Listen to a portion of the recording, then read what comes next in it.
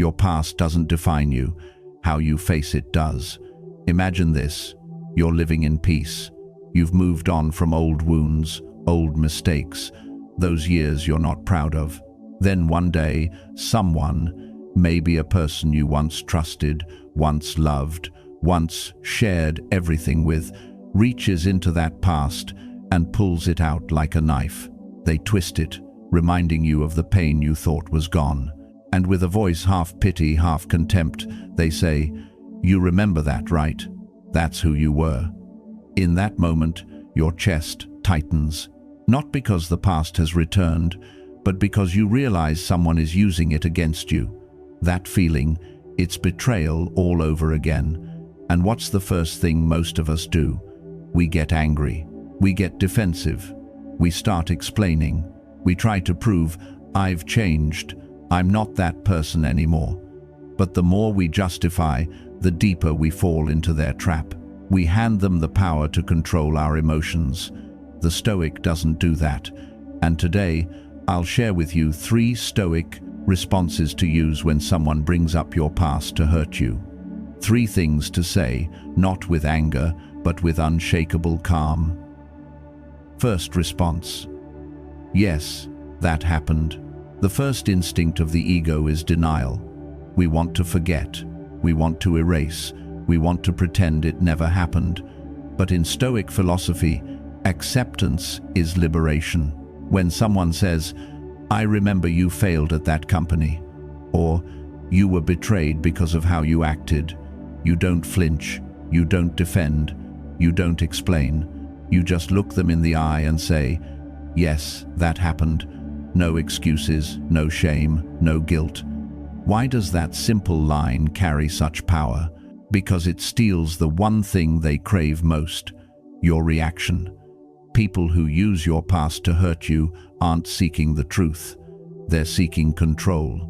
They want to watch you squirm, shrink, and justify. But when you face it calmly, they lose their grip. Their weapon suddenly has no edge. Here's an example. An old friend reminds you of how you got fired years ago for a foolish mistake. You answer, "Yes, and I learned a valuable lesson from it." In that instant, you disarm them. Because once you're no longer ashamed of who you were, no one can use it against who you are. Seneca once wrote, "There is nothing more noble than standing before your own faults and saying, 'Yes, I did that, and I learned from it.'"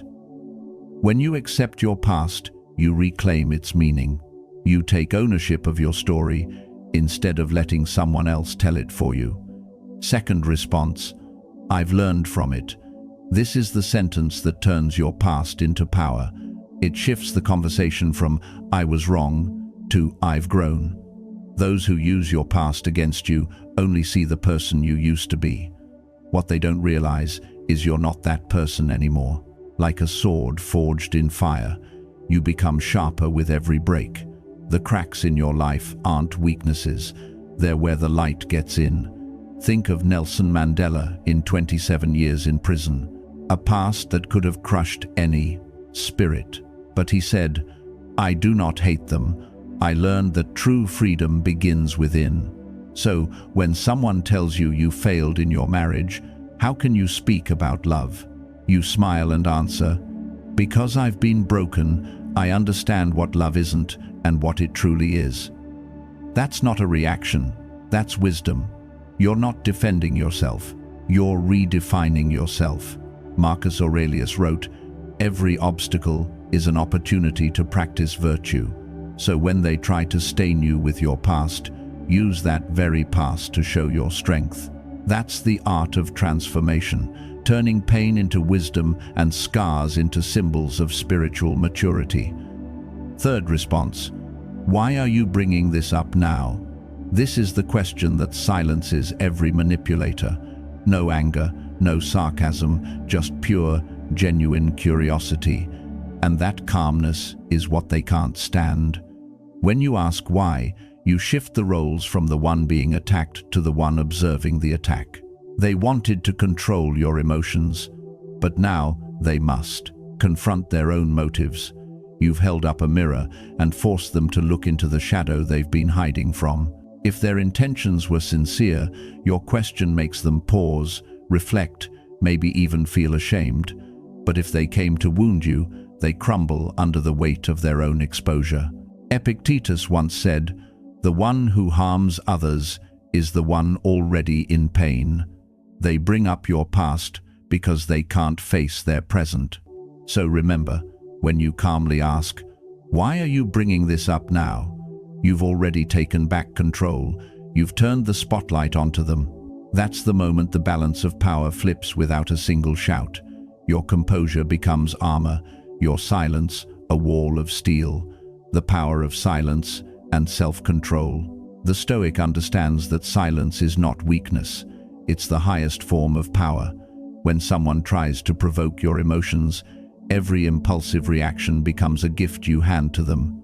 Seneca once said, "The one who angers you conquers you." You might lose the argument, but you win in composure. You might not strike back, but you keep your peace.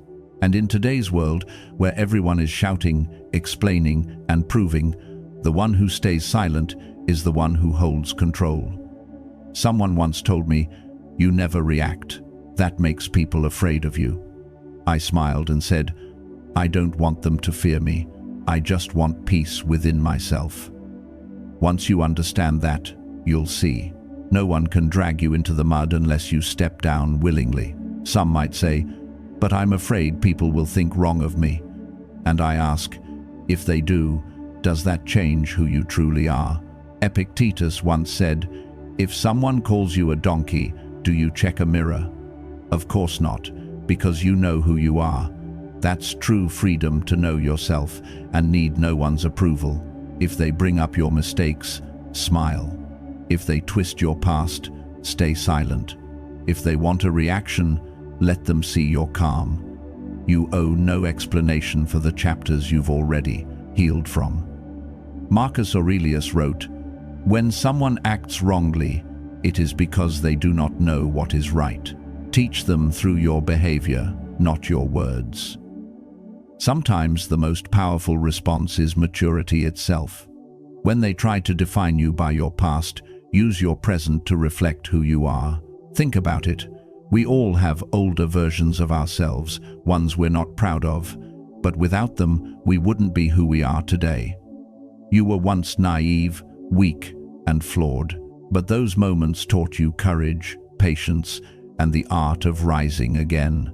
A man who once struggled with addiction can now guide others to freedom. A person who once failed in business can mentor hundreds to succeed.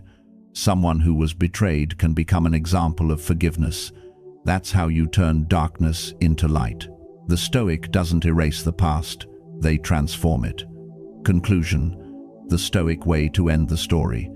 People will try to use your past to pull you down, not because you are weak, but because your growth reminds them of what they could have become. When you rise, you become a mirror, and not everyone is ready to face their reflection. They don't attack you because you're broken. They attack because you've healed, because your peace threatens their chaos. So remember 3 things. First, acknowledge your past without shame. Second, turn every mistake into a lesson, not a life sentence. And third, ask questions instead of reacting. Let them see their own reflection in your calm. That's how a Stoic wins. Not through noise, not through defense, but through dignity. You don't need to fight to prove you've changed. Those who truly see you don't need an explanation, and those who refuse to know the explanation will never be enough. One day, someone will bring up your past again, and you'll smile. Not in pride, not in pain, but in peace. Because you'll know, I am not what happened to me. I am how I chose to rise from it. That is true freedom. Not forgetting your past, but being at peace, even when you remember it. Your past doesn't define you. How you face it does. And if someone tries to drag you back into an old chapter, smile and say, "Thank you, but I've already finished that part of the story." Then walk away calm, steady, untouchable, like a true Stoic. If this message speaks to you, share it. Let it reach someone still trapped in their past. And if you're walking your own Stoic path, hit subscribe. Join this community of calm minds and unbreakable spirits. Drop this in the comments as your reminder for today. I've closed that chapter. My story moves forward.